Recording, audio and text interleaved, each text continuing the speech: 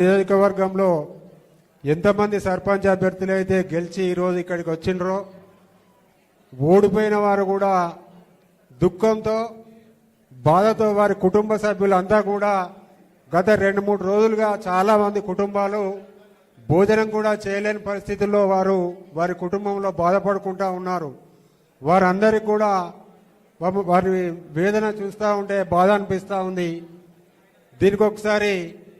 దీనికి కారణం ఎవరో పార్టీ హుజురాబాద్ నియోజకవర్గంలో ఈ స్థాయికి రావడానికి కారణం ఎవరో నాకంటే ఎక్కువ మీ అందరికి కూడా తెలుసు. కానీ ఏ ఒక్కరు కూడా బయటపడే ఆలోచన చేయడం లేదు. మరి దేని గురించో కూడా మీకు ఆ భయం ఎందుకో కూడా నాకు తెలియడం లేదు. ముఖ్యంగా నేను ఒకటే చెప్తా ఉన్నా, భారతీయ జనతా పార్టీలో నేను మొన్న అసెంబ్లీ కన్వీనర్గా రాజీనామా చేయక ముందు రోజు వరకు కూడా హుజురాబాద్ నియోజకవర్గంలో ఎక్కడ కూడా ఏ మండలంలో ఏ గ్రామంలో కూడా ఈటల రాజేందర్ వర్గం బండి సంజయ్ వర్గం అనే పేరు నేను ఎక్కడా వినలే. అది మా నాయకులందరికీ కూడా తెలుసు.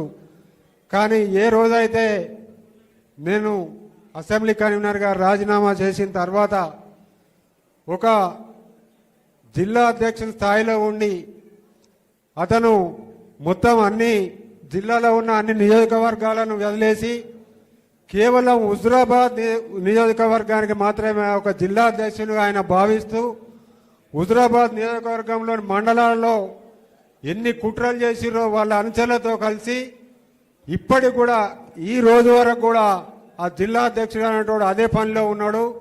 ఈరోజు నిన్న మనం కమలాపూర్లో సమావేశం ఏర్పాటు చేసుకుంటున్నాం.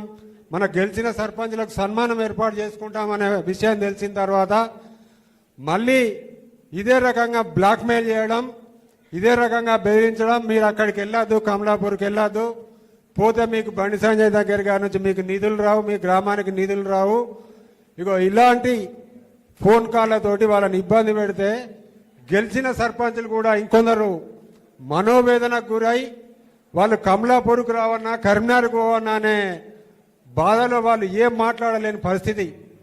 ఇలాంటి దౌర్భాగ్య పరిస్థితి మన నియోజకవర్గంలో నెలకొన్నందుకు చాలా సిగ్గుగా అనిపిస్తూ ఉంది. స్వయంగా నేను ఒకటే మాట చెప్తా ఉన్నా, జిల్లా అధ్యక్షునిగా ఇతర 2 ప్రతిపక్ష పార్టీలతో కలిసి ఇక్కడ సర్పంచ్ ఎలక్షన్లలో కొట్లాడినప్పుడు నువ్వు ఏ స్థాయిలో వారికి పోటీ ఇవ్వాలో నీకు తెలియదా? జిల్లా అధ్యక్షుడిగా నేను డిమాండ్ చేస్తా ఉన్నా, కేవలం నీ స్వంత గ్రామం నర్సింగాపూర్లో భారతీయ జనతా పార్టీకి వచ్చిన ఓట్లు 22 ఓట్లు. అది వింటే సీనియర్ పోలీసు రిటైర్డ్ అధికారి కటంగూరి రామనరసింహారెడ్డి గారిని వేదిక మీదకి రావాల్సిందిగా సాధారణంగా ఆహ్వానిస్తాను.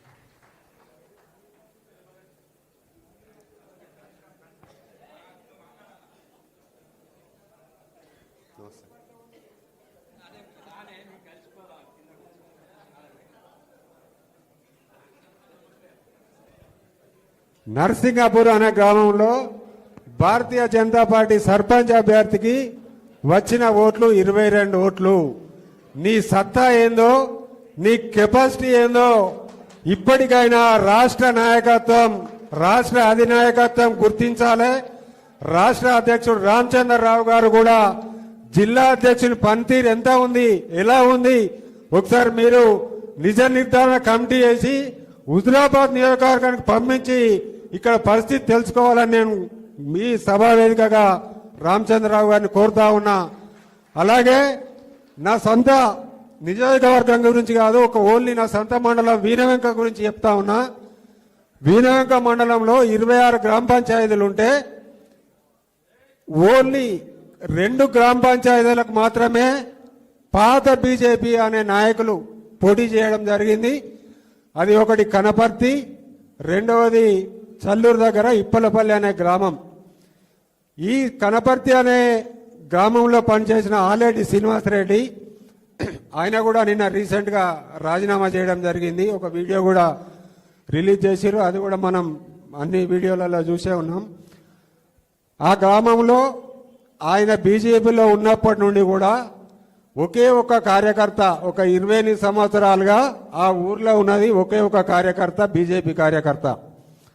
ఏదైతే ఈటెల రాజేంద్రన్న గారు టీఆర్ఎస్ నుంచి బయటకు వచ్చిన తర్వాత భారతీయ జనతా పార్టీలో చేరిన తర్వాత ఆ ఊర్లో వందల మంది బీజేపీ కార్యకర్తలు తయారయ్యారు. నిన్న ఆయనే శ్రీనివాసరెడ్డి అనే వ్యక్తి మన భారతీయ జనతా పార్టీ తరఫున సర్పంచ్ అభ్యర్థిగా పోటీ చేసిండు.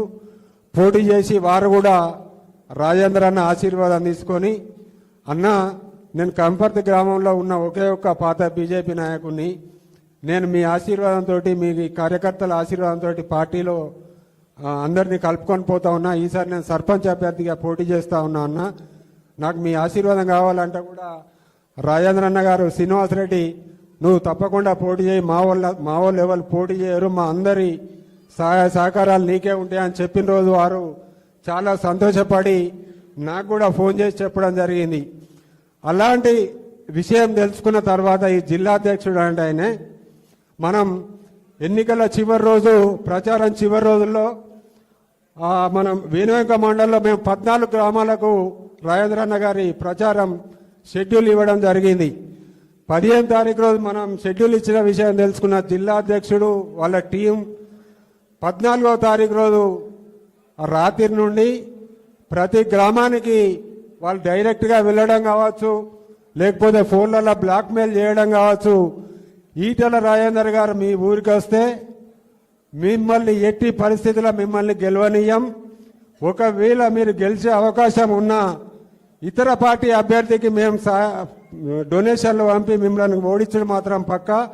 మీకు ఈటెల రాజేందర్ కావాలన్నా మా ఆర్థిక సాయం కావాలా అని చాలా మందిని బెదిరిస్తే వాళ్ళు గుండెల్లో బాధ ఉన్నా బయటికి రాజేంద్ర అన్న మీ పర్యటన మాకొద్దని చెప్పలేకపోయినా కానీ రాత్రి నుండి పొద్దున్న 12 గంటల వరకు కూడా వాళ్ళు నిర్ధారించుకోలేక నాకు 11 గంటలకు, 12 గంటలకు, 1 గంట కూడా వాళ్ళు బాధతో ఫోన్ చేసి, అన్న గౌతమ్ అన్న ఏమనుకోకండి, మా పరిస్థితి మంచి లేదు, మాకు ఇట్లా ఫోన్ కాల్ వస్తున్నాయి, మాకు టార్చర్ అవుతుంది, ఒకవేళ రాజేంద్ర అన్న వస్తే గెలుస్తారని మాకు తెలుసు కావచ్చు, కానీ ఒకవేళ వీళ్ళు ఇంకా ఏం కుట్రలు చేస్తారో అవతల పార్టీల వాళ్ళతోటి అని బాధపడి ఈ ఒక్కసారికి ఏమనుకోకూడదు అన్న రాజేంద్ర అన్న ప్రోగ్రాం క్యాన్సిల్ చేసుకోమని చెప్పిన సందర్భాలు వింటే చాలా బాధ అనిపిస్తూ ఉంది. రాజేంద్ర అన్న ఏ గ్రామాలకు పోయారో వాళ్ళందరూ చాలా దిక్కుల వాళ్ళు గెలిచిర్రు. చల్లూరు మేజర్ గ్రామ పంచాయతీ 5-6 వేల ఓట్లు ఉంటాయి. అక్కడ పెద్దిమాలారెడ్డి గారు ఇదివరకే అక్కడ ఒకసారి సర్పంచ్గా బాధ్యతలు నిర్వహించారు. జమ్మికుంట మార్కెట్ వైస్ చైర్మన్గా కూడా వారు బాధ్యతలు నిర్వహించారు. అలాంటి వ్యక్తి ఈరోజు రాజేంద్ర అన్న ప్రోగ్రాం క్యాన్సిల్ చేసుకోవడం వల్ల ఒక 30 లక్షల దాకా ఖర్చు పెట్టుకొని 40 ఓట్లతోటి వాడు ఓడిపోయడం జరిగింది. వారు కూడా ఈరోజు ఎంతో బాధపడుతున్నారు. రాజేంద్ర నచ్చేది ఉంటే నేను ఈ 40 ఓట్లు కాదు 400 మెజార్టీతో గెలిచామని ఈరోజు చెప్తా ఉన్నాడు. దానికి ఎవరు కారణమో, భారతీయ జనతా పార్టీ ఎందుకు ఈ స్థాయికి దిగజారిపోతా ఉందో రోజు రోజుకు ఇప్పటికైనా రాష్ట్ర నాయకత్వం ఆలోచన చేయవలసిన అవసరం ఉంది.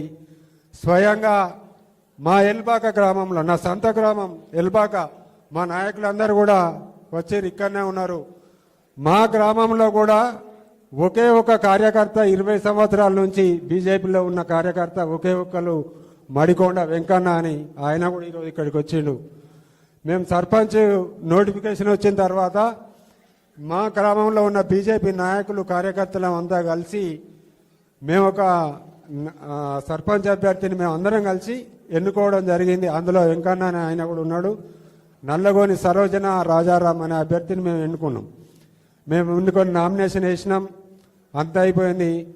నామినేషన్ల చివరి రోజు గౌతమ్ రెడ్డి ఈటెల రాజేందర్ ముఖ్య అనుచరుడు కదా, వీళ్ళ ఊళ్ళో ఈటెల రాజేందర్ మనిషే ఉంటారు దాదాపుగా, ఆయనను ఏ రకంగా మనం గెలవనిస్తామని ప్లాన్ చేసి జిల్లా అధ్యక్షుడు స్వయంగా మా ఊర్లో బోధలు అనే ఒక బూత్ అధ్యక్షుడు ఉంటాడు, ఆయనకు ఫోన్ చేసి చివరి నిమిషంలో ఆయనతో నామినేషన్ వేయించారు బీజేపీ పార్టీ రెబల్ అభ్యర్థిగా.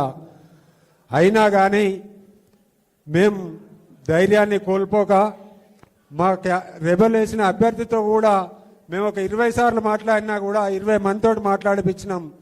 ఎంత మాట్లాడినా ఆయన వెనుకకు తగ్గలేదు.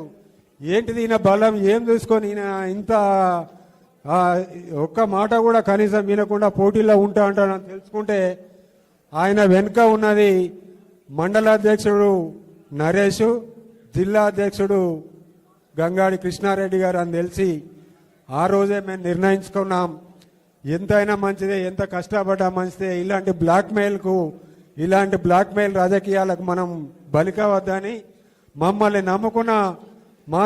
నమ్ముకొని మా ముందుకు వచ్చి మా పోటీ చేసిన నల్లగొని సరోజన రాజారాం గారు అనే వ్యక్తిని ఈరోజు మేము 176 ఓట్ల మెజారిటీతో ఎల్బాకలో గెలిపించుకోవడం జరిగింది. కాబట్టి రాబోయే ఎంపీటీసీ జెడ్పీటీసీ ఎలక్షన్లలో కూడా మన కార్యకర్తలు అసలు పోటీ చేయాలా, వీళ్ళు ఇప్పుడు గత సర్పంచ్ ఎలక్షన్లో జరిగిన పరిస్థితే మరి రాబోయే ఎంపీటీసీ జెడ్పీటీసీ ఎలక్షన్లో ఉంటే పరిస్థితి ఏందనేది సందిగ్ధంలో ఉన్నారు. మాకు గనుక అవకాశం వస్తే ఇప్పుడు ఇక్కడ హుజరాబాద్ నియోజకవర్గంలో ఎంతమంది అయితే ఈ కుట్రలకు బలైరో వాళ్ళందరినీ కూడా ఏకం చేసి వాళ్ళందరినీ రాష్ట్ర భారతీయ జనతా పార్టీ ఆఫీస్కు తీసుకెళ్లి మా సమస్యలు ఇవి, మాకు వెన్నుపోడ్చే వ్యక్తులు వీళ్ళు అని ఆధారాలతోటి సహా రాష్ట్ర అధ్యక్షులు రామచంద్రరావు గారికి కూడా వివరించే ప్రయత్నం చేస్తూ ఉన్నాం. అవసరమైతే రాష్ట్రంలోనే కాదు ఢిల్లీకి వెళ్ళి కూడా కరీంనగర్ జిల్లాలో ఏం జరుగుతూ ఉంది, ఎక్కడా లేని విధంగా భారతీయ జనతా పార్టీకి ఇక్కడనే ఇన్ని కుట్రలు ఎందుకు చేస్తూ ఉన్నారు, దీని వెనుక ఉన్నది ఎవరో కూడా మీరు బయట పెట్టి వారి మీద తక్షణం చర్యలు తీసుకుంటేనే తప్ప హుజరాబాద్ నియోజకవర్గంలో భారతీయ జనతా పార్టీ అనేది బతికి బట్టగట్టే అవకాశం లేదనేది కూడా మేము ఈ వేదిక సాక్షిగా రాష్ట్ర అధినాయకత్వానికి విజ్ఞప్తి చేస్తూ ఉన్నాం. ఈనాటి మరొకసారి భారతీయ జనతా పార్టీ తరఫున గెలిచిన సర్పంచ్ ఉప సర్పంచ్ అభ్యర్థులందరికీ అలాగే వార్డు సభ్యులందరికీ కూడా పేరు పేరున శిరస్సు వంచి మీ అందరికీ శుభాకాంక్షలు తెలియజేస్తా ఉన్నాం.